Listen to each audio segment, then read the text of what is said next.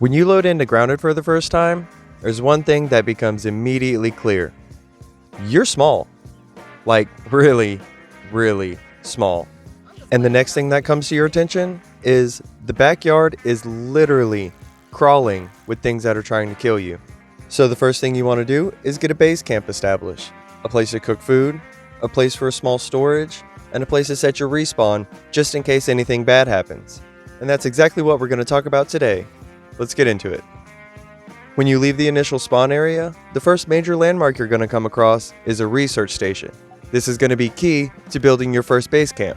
This small outpost allows you to analyze different resources that you find across the backyard, letting you craft different weapons and tools to help you out on your adventure. On your way to the research station, there's three main things that you want to collect: sprigs, pebblets, and fiber. This is going to allow you to build a small hand axe to collect the rest of the materials that you're going to need for your base camp. The next things you want to seek out is clovers and dry grass. This will allow you to complete the fire roasting spit, the lean-to, and the woven basket. Let's talk about location. Now this is something I did, and I've seen a lot of other players do on their first playthrough, and that's building right next to the research station. Now initially this makes a lot of sense, as you're going to need to access it to analyze a lot of the new resources that you find all over the backyard. But the key problem here is there's an anthill right behind the research station, and it's also a high traffic area for a lot of bugs such as larvae, like I said, the ants and ladybugs. Setting up camp right here with some simple grass walls just isn't going to cut it. The ants are going to pull your walls down and they're going to get into your baskets.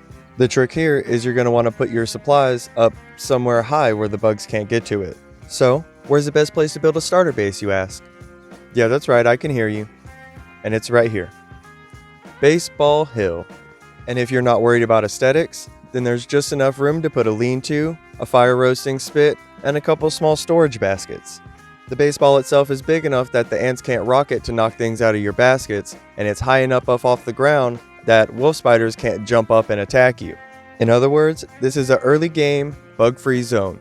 Now if you're happy just stacking things on top of the baseball, then I'm glad for you.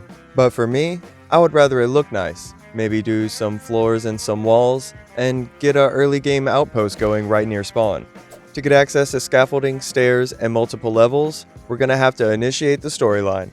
To do this, you want to find the machine, push the buttons, do the stuff. I'm not going to spoil it for you because it's actually a really cool cinematic to watch for the first time. And then that's going to redirect you to the big oak tree. Once you get over there, first off, be careful, there's a lot of spiders. Second, you're going to be looking for a pink spotted leaf. Underneath that leaf is a tunnel, and you're going to want to follow it all the way till you find Burgle, the burger flipping robot. Next to him is a cassette tape that you can give him, and in exchange he'll give you blueprints. Now these blueprints have to be bought with science points, which are the pink floating blobs that you see everywhere. Make sure you're collecting those. You can also get science points for researching new things.